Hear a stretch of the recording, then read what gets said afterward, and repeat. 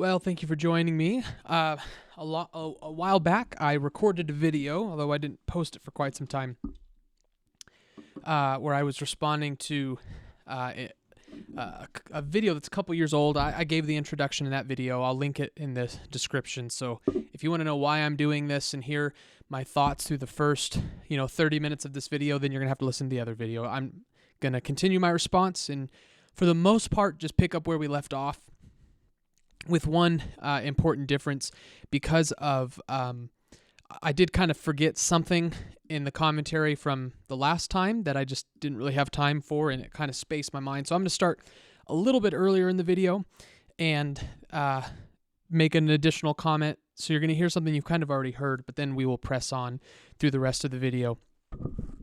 Oh, excuse me. So just as a reminder, currently in this conversation between Leighton Flowers and Andy Stanley, where they're discussing how Calvinism is bad for the local church, and they're kind of scaring local churches, like there's Calvinists in your midst and they're going to ruin your ministry. And one of the things that they're currently discussing right now is parenting and Calvinists parenting. And they're going to make a claim about the Calvinist view of election and how that affects parenting. And I'll comment on that, and then we'll start moving towards some new material. So that is where we begin. Personally, there was probably a cognitive disconnect there. There wasn't. There would have to be as a parent. Yeah, but I mean, to be fair, I mean, Piper does talk about in one of his broadcasts or one of his books, he talks about his children, and even saying, if God, for whatever reason, in his eternal purposes, chose not to elect one of my children, then I must trust him. And so there is a sense in which Calvinists have to come to that realization that maybe one of my babies is loved by me more than God. Right. So this was the area that we had already heard, and I made some commentary on, but I wanted to elaborate more. So there's this fear being established here that that Calvinism is going to impact parenting in the local church negatively, because Calvinists necessarily believe that they love their children more than even God loves their children. And the basis of this is that if we had the power to elect our kids, we certainly would. But God has the power to elect them, and sometimes he doesn't. So obviously, we love our children more. But here's the point I'm going to make. Again, kind of my main purpose through these video series is not just to correct errors and defend Calvinism, but it's more to get to this issue of the local church, right? Are Calvinists going to, negatively impact your local church? And here's an issue where I don't think that's the case. If this is their philosophical standard, then this is a knife that cuts both ways. And here's why I say that, because this is an egregious category error that when it's applied to the non-Calvinistic system, the error is still present. It may not be as extreme, but it's still present. And so you're still not off the hook.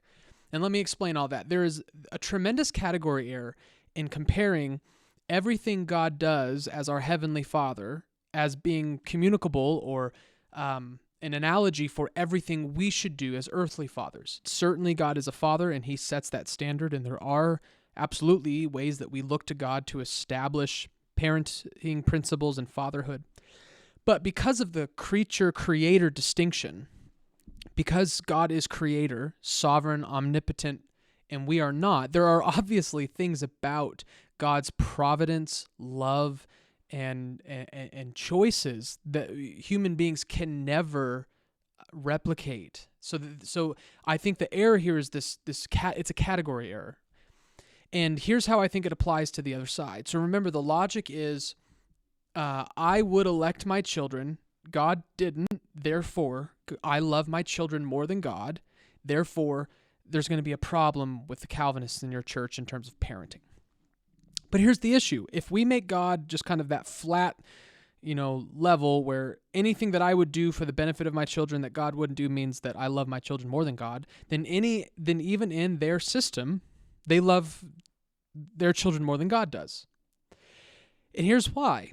Because I guarantee, although they've never technically said this, but I guarantee that they would say that as parents, they do whatever they can to keep their children out of harm's way. They try to, in other words, protect their children from all physical and emotional threats. And they're trying to protect their children as best as they possibly can. But here's the problem. We know, even in their worldview, that God is not doing that. Right? So let me give the analogy.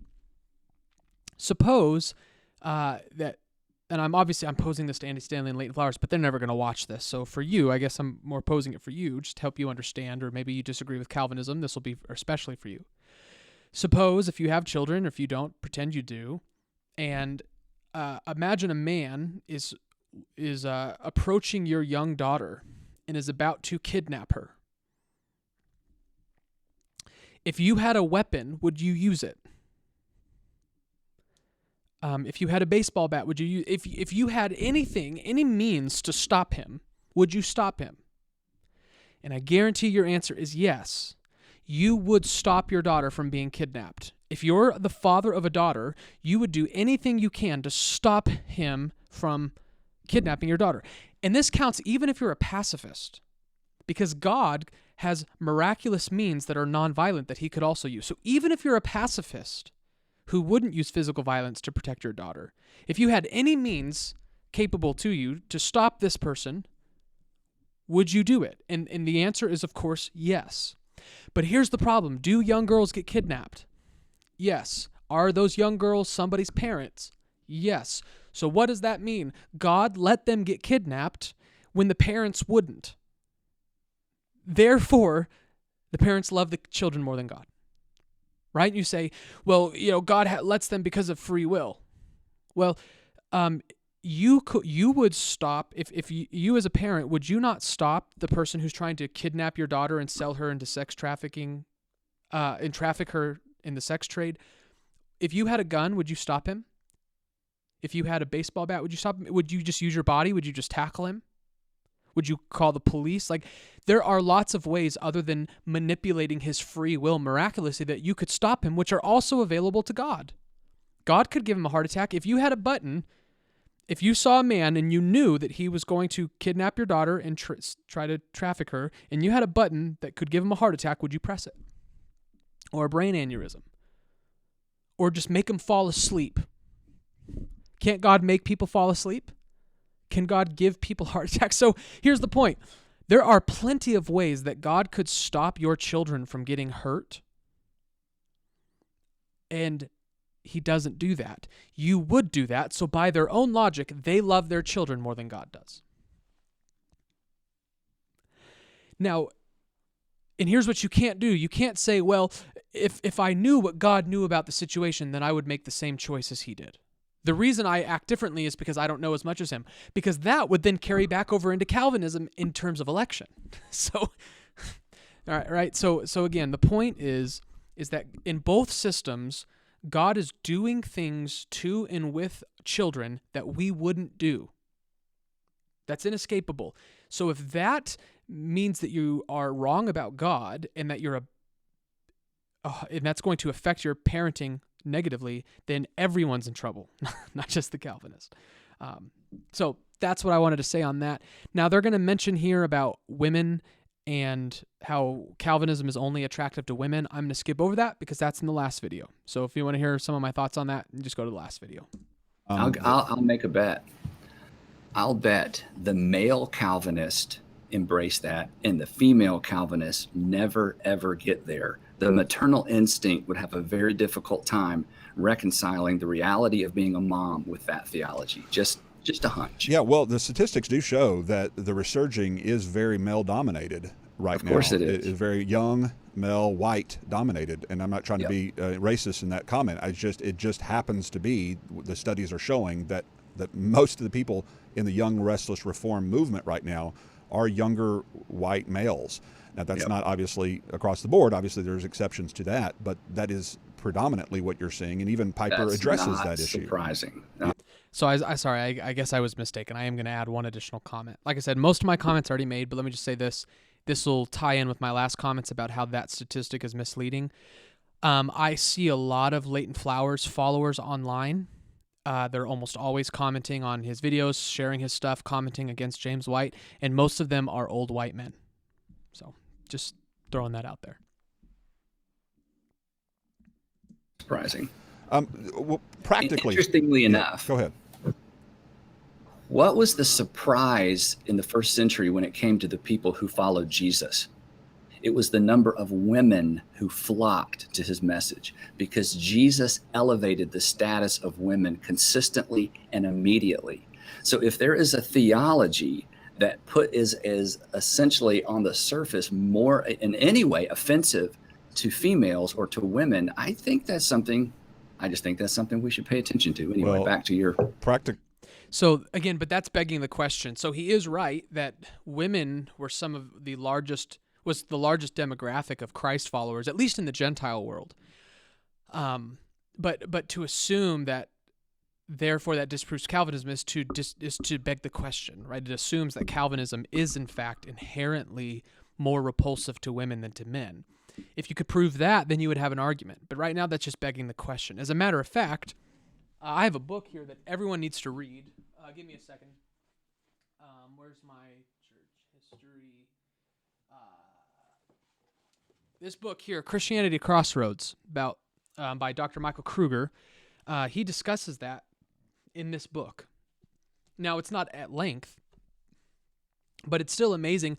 And there are lots of cultural reasons that made Christianity so attractive to women. Like, for example, one of the things he talks about was how in the Gentile world, it was common for men in the first century and at the turn of the second century, it was common for men to have multiple wives, or at least, I don't know if they would call them wives, but they would at least be multiple, female partners. You'd have your wife, and then you'd have a concubine, and then there'd be religious worship that was sexual in nature.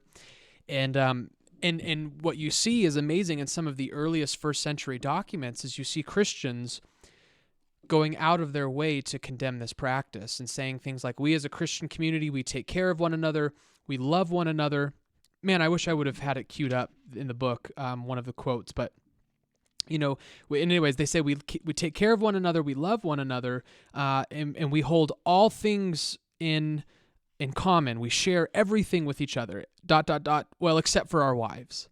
We don't share our wives, right? Because that's what they would have heard in their culture when someone says we share everything with each other. So they went out of their way to protect their wives. And man, I wish I would have queued that up, but maybe if I find it, I'll post it in the link below or something. But the point is that that was one aspect of Christianity that was so appealing. Is for women, it was essentially, wow, these Christian men want to marry me and only me, and they want to be faithful to me the way their God is faithful to them. So there are lots of explanations that we could give for the appeal of Christianity to women, and almost none of them have anything to do with the Calvinist-Arminian debate. So I'll put this back, and then we will continue. And also, logically speaking, here's another issue, is that if Calvinism is true, then God has ordained for more men to accept Calvinism than women.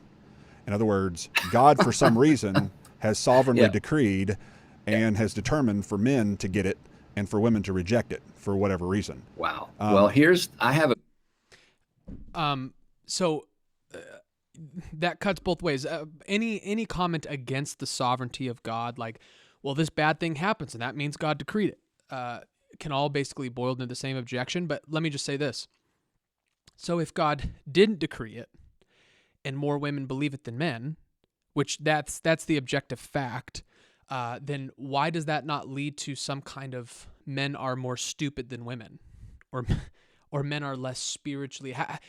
You still have a problem with the inequality there, right? But again, I don't see how that makes the point, especially since nowadays I would imagine it's probably pretty equal. So I don't know. I guess I just don't see the point there, other than the larger picture of why does God decree things that I don't like, right? Which is kind of what the whole debate is about. But again, this is all presupposing their point, which I disagree with. Quote, I didn't know if this would be appropriate, but I'll bring it up now. You mentioned Al Mohler earlier. Al, I think he must have a man crush on me. I don't know. He can't quit talking about me. I'm not sure. I've only met him once. And I would love to talk to him. We did have one quick phone call about 7 years ago. Anyway, I was at an ERLC conference, a different one than the one that I was interviewed at, and he opened the conference and he made this statement, and I gasped out loud. Everybody else just kept taking notes. I went back and watched the message again to make sure I had not misheard and wrote the quote down. And here's what Dr. Moeller said, talking about the Southern Baptist Convention, to your point. He said, the vast majority of people who've ever been baptized by our people are our own offspring. This is amazing. We've never been very evangelistic in terms of people who weren't those to whom we gave birth. I'm like, to me, they should have hit pause on the whole conference and say, wait a minute, the Southern Baptist Convention has never been evangelistic except toward the people to whom they gave birth. So then I take that shocking revelation and then try to line it up with his Calvinism. So to your point, it looks like God has selected more men than women, and he selects primarily the children of believers as opposed to those who are not biological. I mean, it's like, well, so many problems with this. So many. Like I'm afraid that I'm going to lose some of them because there's so many problems here. Number one, Al Mohler. So this kind of gets into SBC stuff that I mentioned in the last video. I wasn't going to enter into since I'm not affiliated with the SBC and haven't been. But Al Mohler was speaking about the convention that he is very influential and authoritative within. He's not the president of the convention, but he's a big deal in the convention. And Andy Stanley brings up this story a lot, where he's mentioned that the SBC, historically speaking, has never been very good at converting people outside of just, I taught my children the faith. And he's going to tie this into Calvinism in just a minute, but and Al Mohler is a Calvinist. But let me just make a few things. Number one, Mohler is talking about the SBC historically, which the SBC right now kind of leans more Calvinistic, but it's pretty split. And if it was started by Calvinists, but additionally to that, there has been times in the SBC's history when it has been largely run and influenced by non-Calvinists. And Mohler would say, still, even then, we didn't do a very good job of evangelizing. So apparently it's not Calvinism or Arminianism that's affecting evangelism. Because when the SBC is largely Calvinistic, or when it's largely not Calvinistic, it's not doing a very good job. So again, this fear, because remember, they're talking about the impact in the local church. If your church has Calvinists, you're not going to be evangelistic. Well, where's the data? Why didn't the SBC grow like crazy evangelistically when it wasn't largely Calvinistic?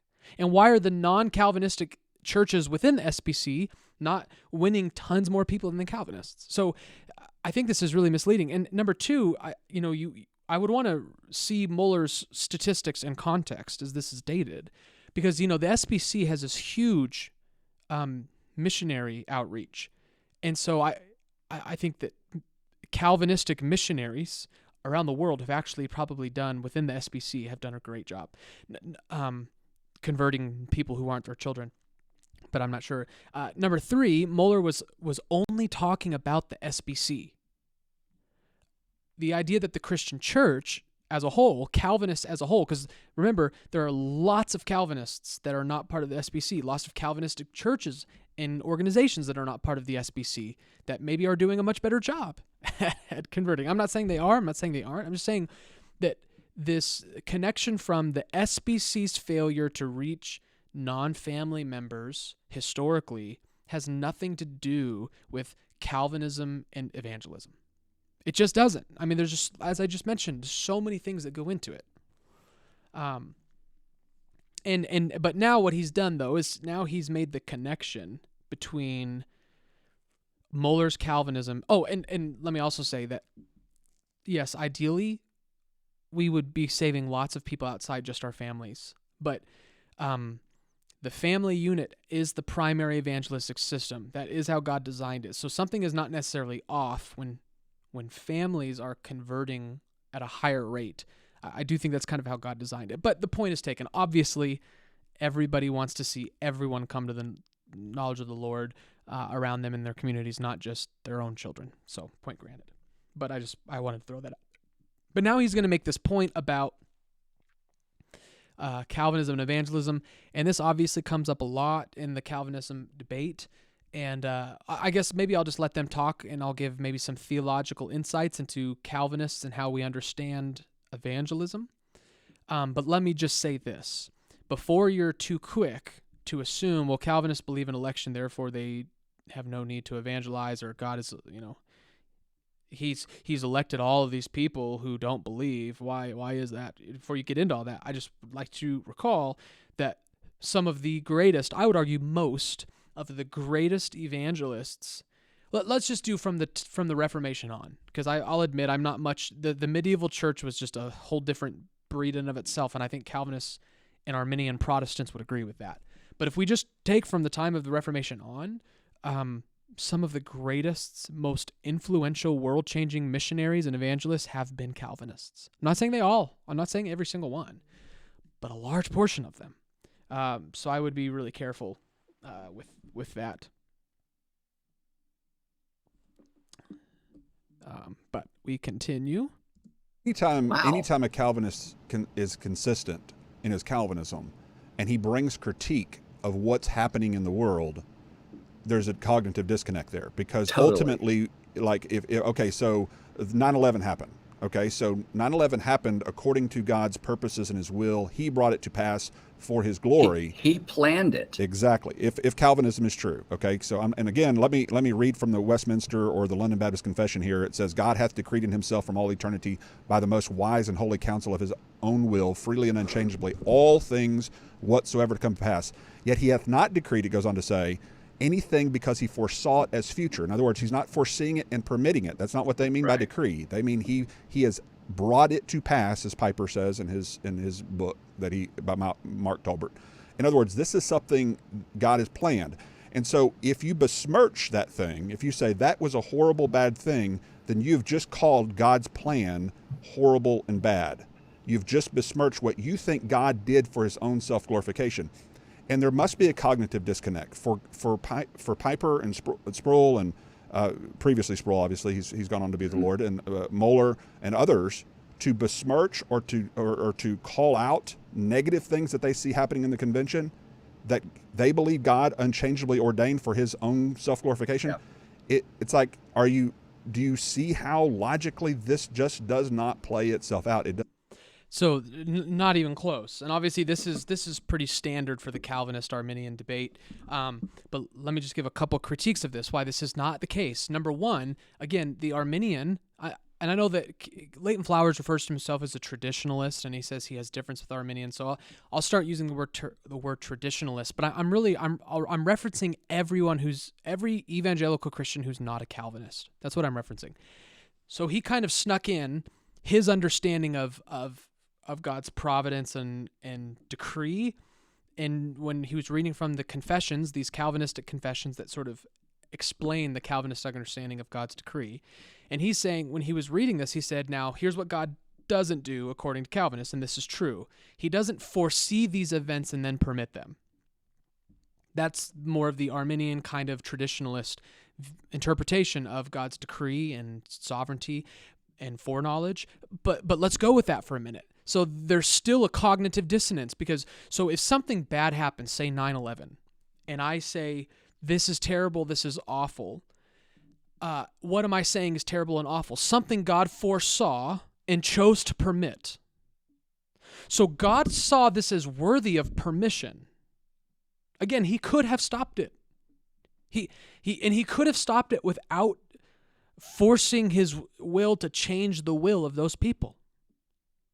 Has a plane ever had a malfunction and can't fly? Can God do that? Again, could he have given these men heart attacks? Could he have given the people on the plane strength to overtake them, win, and land the plane with no casualties? I think God could have done a ton of things to stop it. He didn't. So God made a choice to permit this. And so when you say it's terrible, you're still questioning God's choice, in the same way that the Calvinist is allegedly questioning God's choice when he decrees it. So as long as you are not an open theist, and I know Leighton Flowers is probably so sick of hearing this because James White is always saying it, but I do think it's an accurate claim. If God saw this future, had the power to not permit it, but chose to permit it, then in some way, shape, or form, this is still part of his plan. And he saw a purpose for this. So why are you attacking something that God found a purpose for? So you have the same cognitive dissonance. It's only just slightly altered. But I would argue we don't have a cognitive dissonance because we are allowed to think in multiple categories about one thing. So again, should we think of the cross as a good thing or a bad thing? And I would be willing to admit that the Arminian would say both. The Arminian, when it comes to the crucifixion of Jesus, when you look at a bunch of sinners nailing the Son of God to a tree, is that a good or a bad thing? And if you say it's a good thing, is there a cognitive dissonance? If you say it's a bad thing, is there a cognitive... No, you recognize the complexity of God's descriptive will and his decretive will, no matter how you define those things. But here's the point. We know that God did, in fact, plan. He didn't permit. He did not permit the cross. He planned it. We know that, and even Leighton Flowers, the traditionalists, agree with that. I've read these verses many times, but just in case I have a new listener, let's read them. Acts chapter 2, Peter preaching his famous post-Pentecostal sermon. He says this. Forgive me, I'm using a different Bible, so I don't find things as quickly.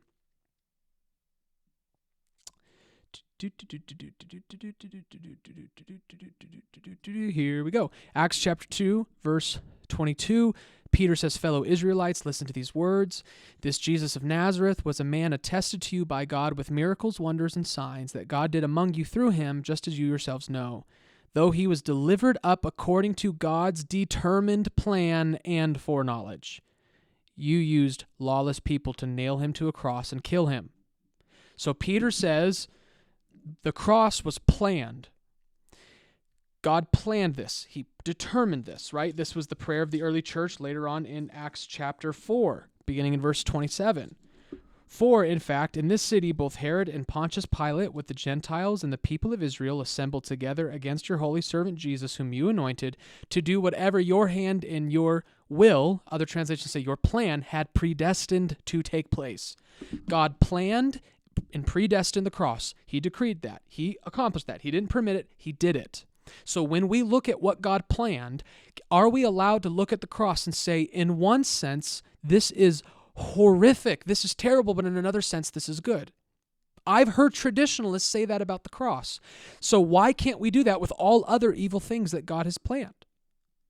So no, there is no cognitive dissonance in complaining or criticizing events in the world, even if they're decreed. Just like Peter could criticize the people of Israel, just like the Christians could criticize Pilate and Herod and the people of Israel and the Jews, all of these men are criticized for doing something that the biblical authors would all call heinous, but they would also likewise at the same time say, God planned this, this is for our good, this is for his glory, we're thankful for this. Those two things there's no cognitive dissonance, there's no contradiction. And if there is, you have some of it too. So this is way off, folks. Not work for you to be able to critique something that you believe God brought to pass for his own self-glorification. Well, they toss it into the bucket of mystery, which... No, we don't. Did I just toss it into mystery? And I've known plenty of competent Calvinists who can say what I just said. It's not mysterious. We do not just toss it into the bucket of mystery. That's false. Yeah, to that point, I wrote... And again, this isn't a world I spend a lot of time in, so feel free to correct me publicly. This is your world. I just dance around the periphery.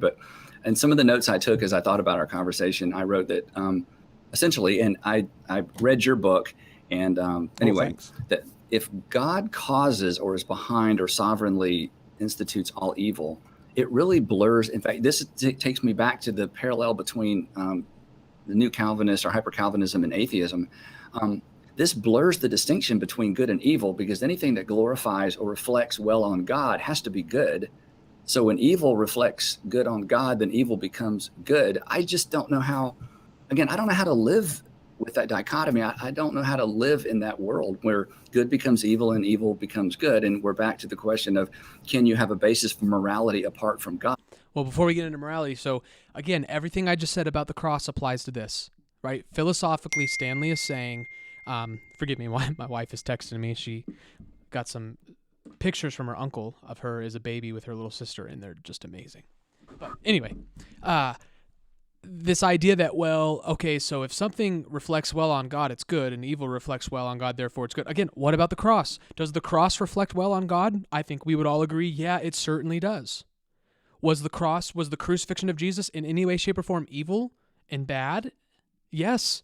So again, even in their own worldview, because of the crucifixion, they have to make room for something being both simultaneously evil and wicked and good and glorifying. These things are not contradictory. Philosophically, biblically, theologically, no matter how you slice it, it's not that hard. And they have to make room for it themselves. So my question to Andy Stanley, if you were here with this, was the crucifixion good or bad? And you know what I think he would say? He would say that's a false dichotomy because it can be both in different ways. And I would say, thank you for just proving the point. Now, if we can say that about the crucifixion, why can't we say that about all other things? All other evil that God will somehow use to glorify himself. Just like the evil of the cross was used to glorify God, why can't we look at all other evil and say, from a certain perspective, we condemn this. This is awful. We wish it didn't happen. But yes, from another perspective, it will glorify God. And he uses it for his purposes. You have to make room for it. By the way, he brought this up at the beginning of the video, and I don't remember if I spent much time on it, this idea that hyper-Calvinism, and I already talked about, he's not talking about hyper-Calvinism, he's talking about Calvinists, and it's really disrespectful to mix those things. This idea that Calvinism is just like atheism. And here's, I don't think I explained this well last time. Since he brought it up again, let me correct that. Here's what he's doing. He's claiming, so in an atheists, whether they like it or not, are determinists, right? They're natural determinists. And what that means is that every event was determined by a prior event. And that's just what has to happen in atheism. Atheism is a domino effect, right? You've got the Big Bang. You don't know where the matter came from, and you don't know what caused it. So you have this inconsistent, impossible, arbitrary starting point. You just kind of, matter's just there, and something caused it to explode. You just get that. You just assume it, okay? And then once you assume all of that impossibility and foolishness, but once the Big Bang explodes, now everything, the universe is not under guidance and control. There's no purpose or meaning or control to it. So everything is just one domino tipping over and hitting the next. It's once one domino falls, the rest of them are determined to fall. There's only one thing that can happen, right? The cause and events. This is just nature, atoms bumping into each other. So atheism is deterministic. And what he's saying is that, well, is Calvinism, they are also deterministic because God planned all things. All things are inevitable, just like in atheism, all things are inevitable. And so how is Calvinism not just atheism with God? But again, it blows me away that so many non-Calvinists cannot understand the difference between divine determinism and naturalistic determinism. I mean, that chasm is humongous. It's just so big. What's the difference? One is random, arbitrary, and natural, and the other one is intelligent, guided, and purposeful. They're exact opposites. So no, Calvinism is not just atheism with God attached on the end. That's philosophical nonsense, and I would even call it offensive.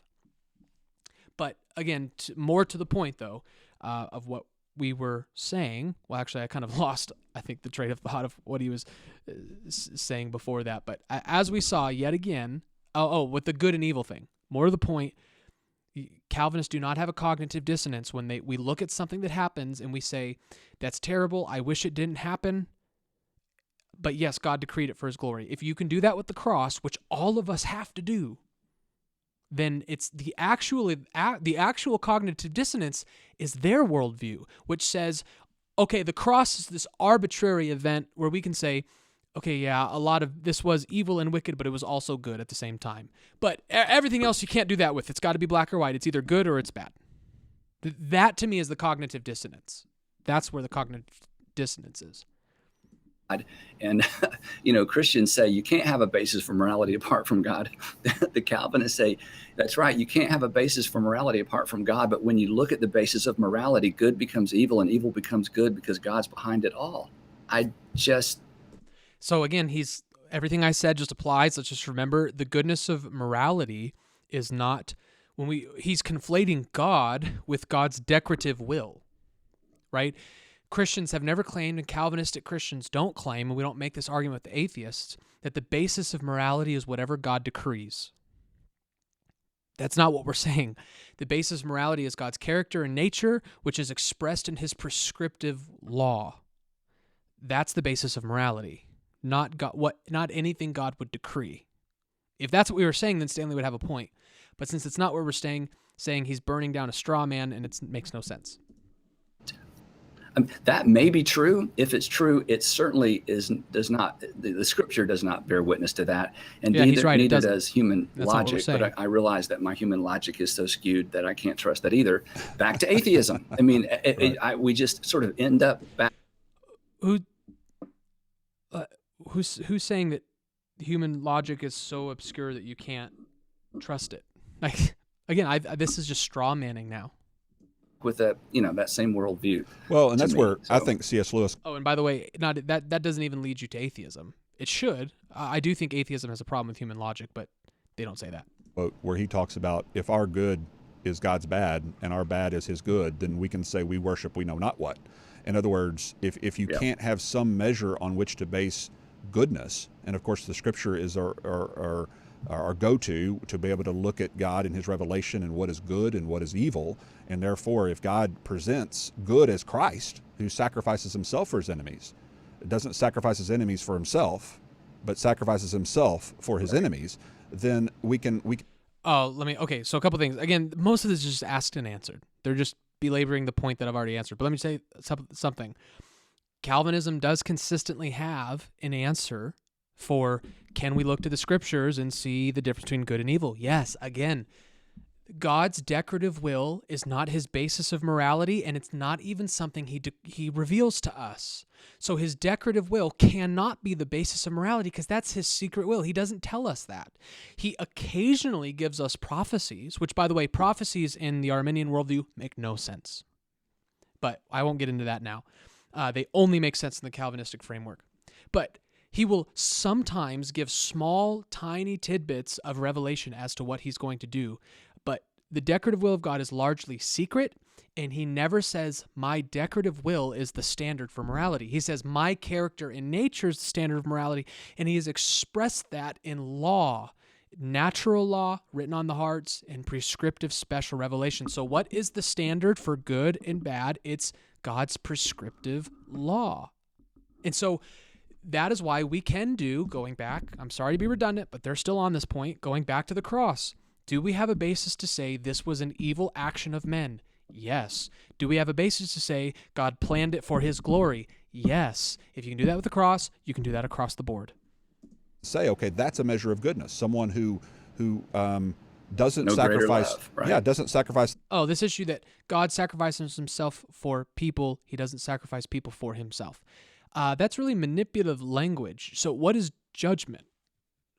We're not saying that God sacrifices people for himself, and simply saying that even when God is glorified in judgment is not the same thing as God sacrifices people for himself.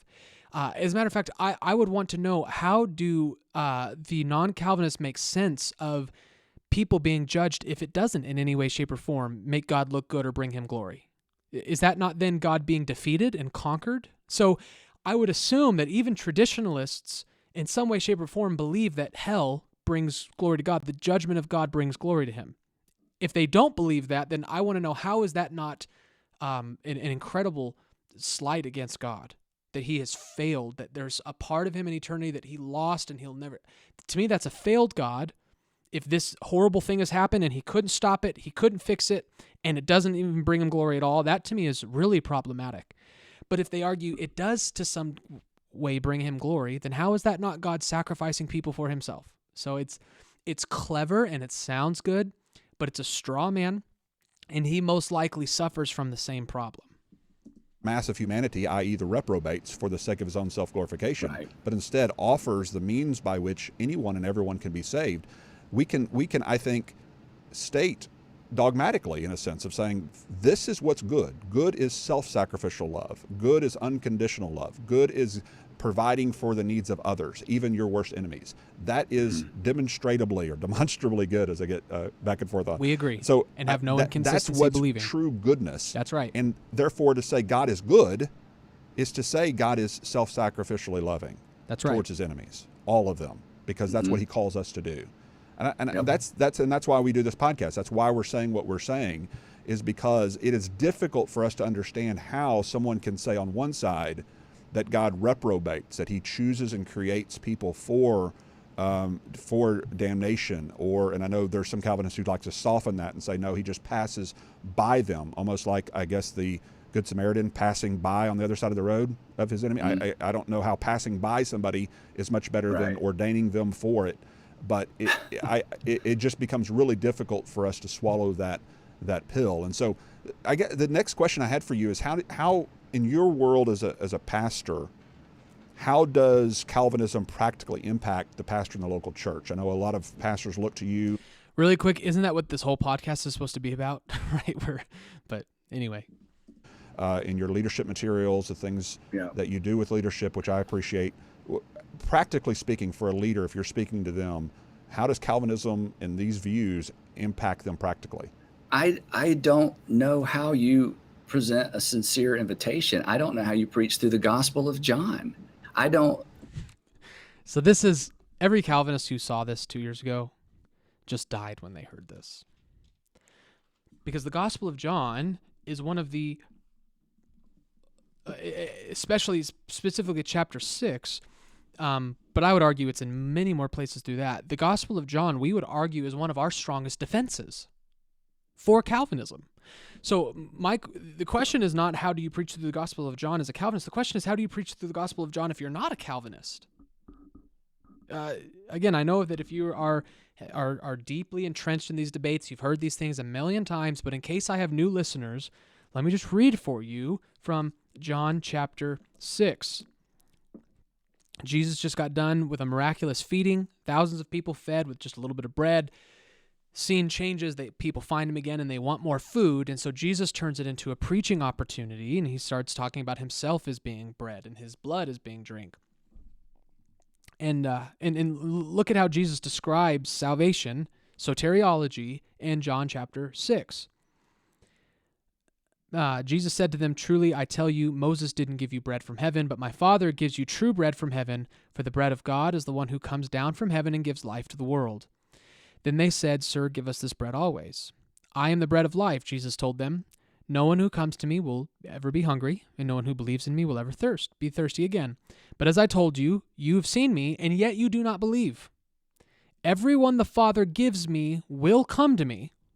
So that's what we have: Calvinistic doctrine, irresistible grace, and also election. The Father gives people to the Son, and those people will come. It's not an option. It's not an invitation. It's not they may or may not if they exercise their free will. No, the Father gives, and they will come. So we have election and irresistible grace. Everyone the Father gives me will come to me, and the one who comes to me I will never cast out. There's perseverance of the saints. "For I have come down from heaven not to do my own will, but the will of him who sent me. And this is the will of him who sent me, that I should lose none of what he has given me, but should raise them up on the last day." So again, election, those whom the Father has given, and irresistible grace, they will be raised up. So if the Father gives them to the Son, either Jesus is going to raise up some unbelievers, or they are going to have to believe. So again, we have irresistible grace and election and perseverance of the saints. But it gets even more explicit. "Therefore the Jews started complaining about him because he said, 'I am the bread that came down from heaven.' They were saying, 'Isn't this Jesus, the son of Joseph, whose father and mother we know? How can he now say, 'I have come down from heaven'?" Jesus answered them, "Stop complaining among yourselves. No one can come to me unless the Father who sent me draws him, and I will raise him up on the last day." No one can come to me. That's what we call total depravity. They cannot come. They do not have the free will ability. They do not have the capability. There goes our traditionalist understanding of free will. There goes the Arminian understanding of free will. John 6 is thoroughly Calvinistic. And so Calvinists have no problem preaching through the book of John. And I'll explain why more when he talks about this concept of giving an invitation. I mean, I've heard some sermons where, Reformed pastors are trying to exegete and navigate through, the passages where you have to qualify everything. As you've illustrated so many times, you have to make words mean things that the words don't mean. Again, the intellectual dishonesty, especially of preaching through the Gospel of John, where at the end of the Gospel, he tells us, oh yeah, by the way, here's why I wrote the book. Yeah. So that these 7 signs, what's a sign? A sign is something that points to something, that having examined these 7 signs, you would be led, whoever hears this gospel, whoever reads this gospel, would be led to believe that Jesus is the Son of God. By placing your faith in him, you might have life in his name. I mean, you just have to do all kind of exegetical gymnastics, or you're... most of that was you could make a case that that's the very kind of arrogance that they criticized at the beginning of Calvinists, but I mean, I'm not offended by that, but I mean, you need proof, right? To say I've listened to all these kinds of sermons, exegetical gymnastics, do words. Again, I claim that about Arminians. It's just a claim. I don't know what he meant by the 7 signs. I'm not saying he's wrong, but what I thought he was referring to is, not the 7 signs. I thought he was referring to John 20:30. Jesus performed many other signs in the presence of his disciples that are not written in this book, but these are written so that you may believe that Jesus is the Messiah, the Son of God, and that by believing you may have life in his name. So, I don't know. We're not making words mean something they don't mean. A Calvinist preaches this, and the word means what it means. These are written so that you may believe. Calvinists believe that people have to believe that Jesus is the Messiah. Okay, Calvinists believe that people can and have to believe Jesus is the Messiah, the Son of God, and that by believing you have life in his name. What does that have to do with Calvinism? And again, go back to John chapter 6. Here's the point. According to Jesus, how does someone come to believe spiritually that he is the Son of God? The Father gives, the Father draws, he raises them up. So the book of John is not a problem for Calvinists. There are verses in the Bible that are, difficult for Calvinists to work, just like I think there are verses in the Bible for any Christian system. I don't think any Christian system has no verses that are, at least on the surface, aren't somewhat problematic. But they don't come from the book of John. Usually, if it's from the book of John, they think it's John 3:16. So I'm surprised he didn't bring that up, but again, that's not a problem. The book of John has, I would argue, a lot more Calvinistic sounding verses than non-Calvinistic sounding verses. And telling people they need to believe in Jesus to be saved is not something that's inconsistent with Calvinism at all. Even, let me put it this way. Even if Calvinism is false, let's just assume Calvinism is false. It's still not inconsistent for a Calvinist to tell people you must believe in Jesus and be saved. It's not inconsistent to the system. A bit disingenuous, or you're just flat out dishonest because you throw out a wide net knowing that, it is what it is as it relates to what God has already predetermined. So how is it dishonest to throw out a wide net and then trust God to gather the sheep that he will say to gather? Number one, that's exactly what John 6 says.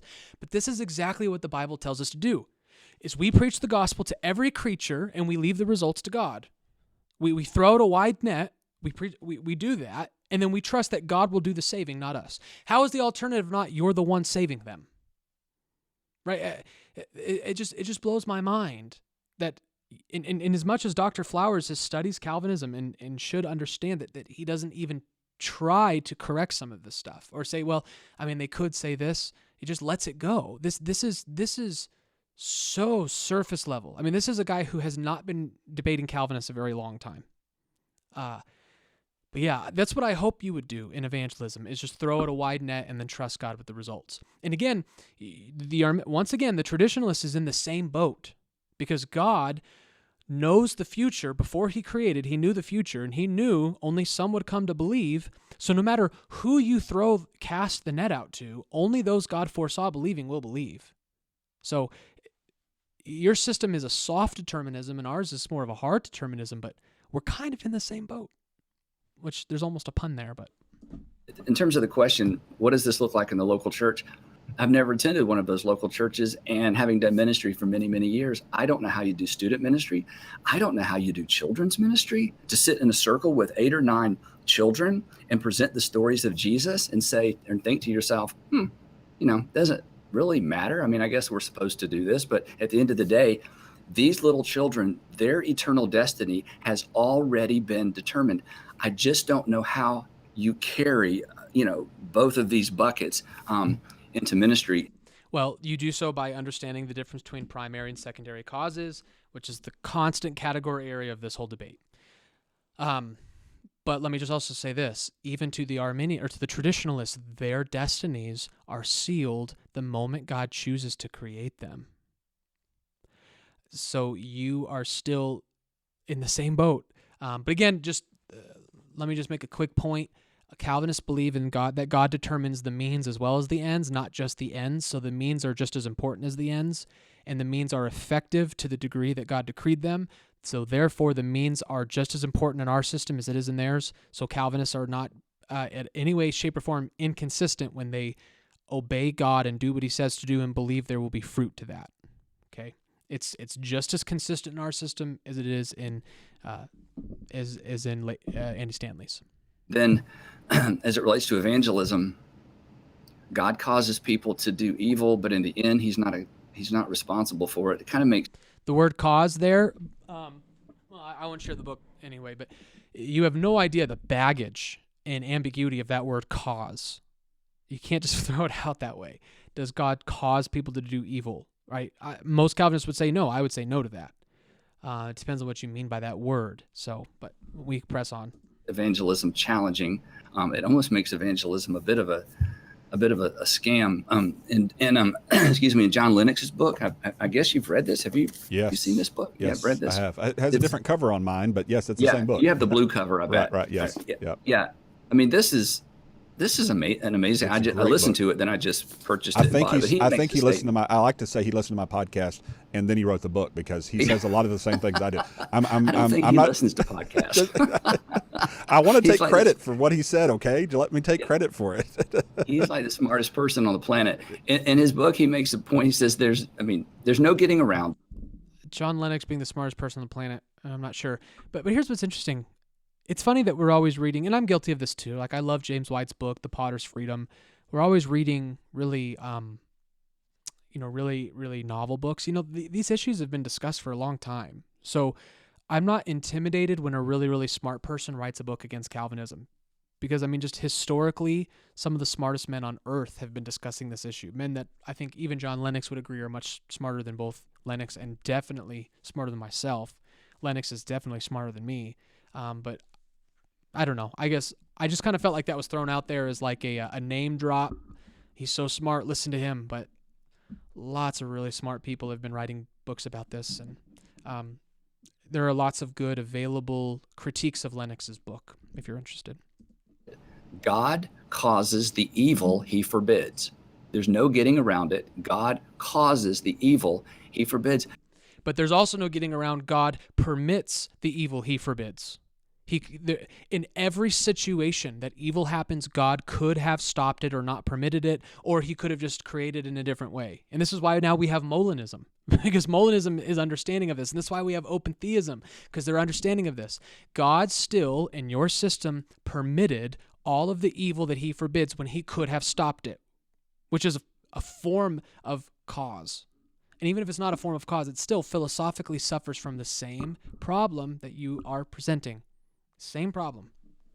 I don't know how you do ministry in that context.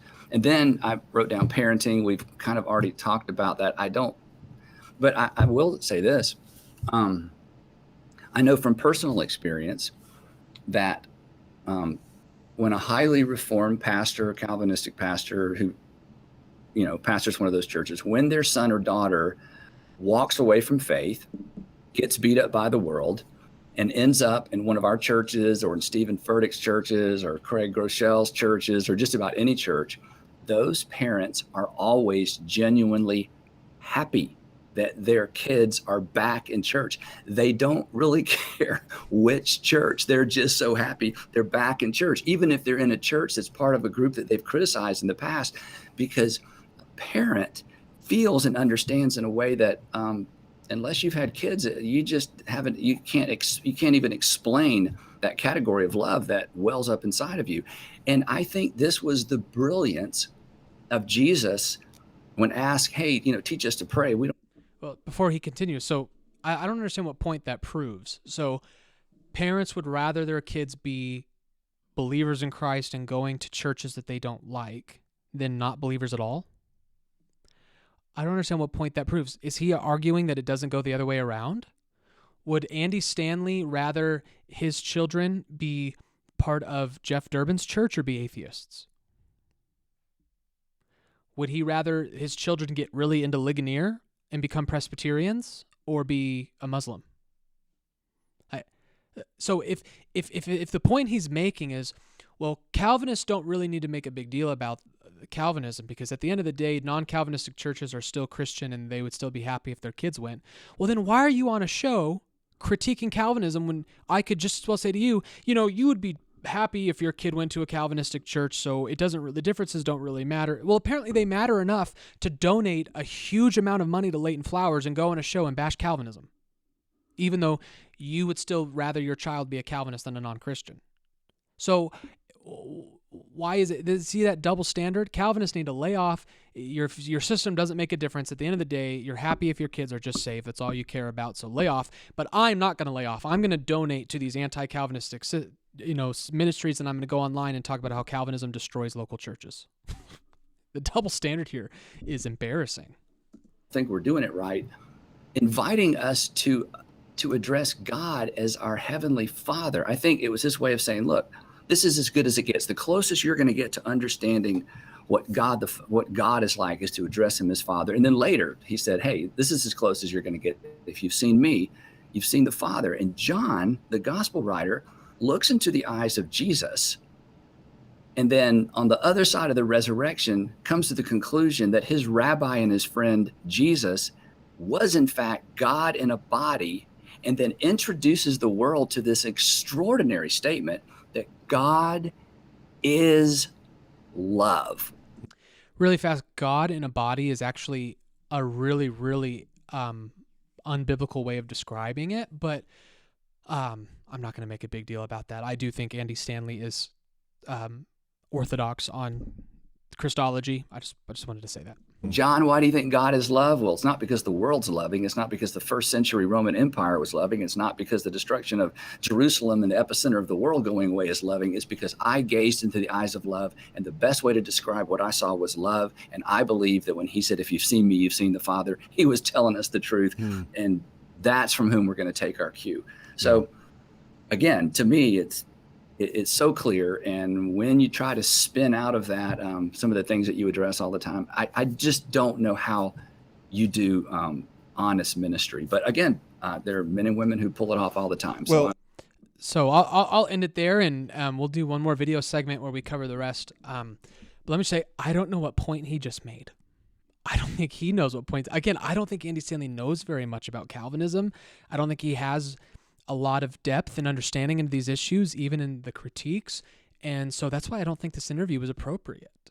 I'm okay with people disagreeing with Calvinism and coming on, but I hope you know a little bit more. What point did he just make? Jesus is God and Jesus is Father. Therefore, I don't understand Calvinistic ministry. Well, we believe God, but Jesus is God and he's Father. He didn't make a point. If his point was simply saying, Calvinism, the God of Calvinism doesn't look very fatherly, then he needs to explain how and explain why. And I know he's done that a little bit up to this point, but I would argue that to use, again, that takes us back to what we said at the very beginning. I can twist the traditionalist system to make God look very unfatherly like, right? God permits horrible things to happen to children. He permits it. You would never do. So is God a bad father? So I just think that the metaphors and the analogies are unhelpful. We need to get to the text. So, again, hopefully you can see that this is a failed scare tactic, right? They are trying to scare you.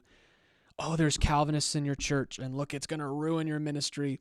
I do think that Calvinists and Arminians will struggle to worship together. There are lots of differences, but it's not like one is poison and one isn't, right? It just sometimes two puzzle pieces don't fit together. And it doesn't mean we should villainize the other side, which is what this is. And in my experience, this is how this video was used, right? So I do think that if you have a church that's largely non-Calvinistic and you have passionate Calvinistic members in it, there's going to be some difficulties and some problems. But that's not because Calvinism is a problem to ministry. I just think anytime you have a body that's not unified on important things, you're going to have a problem. So that's why I would also say if you have a largely Calvinistic church, but you've got people in it who are passionately anti-Calvinist, that's also not going to work out. So it's not as if Arminianism or traditionalism is a poison to ministry or Calvinism is a poison to ministry. It just means that these differences are severe enough that they will harm our effectiveness in ministry. That's a more balanced way of saying it than just saying Calvinism ruins the local church. So I hope that you've seen that in these last two videos. I will stop it there, and we will finish it up in the next segment. But thank you for listening. I do appreciate it. I hope you made it till the end, and I hope you enjoy it. And I will hopefully see you again sometime. God bless.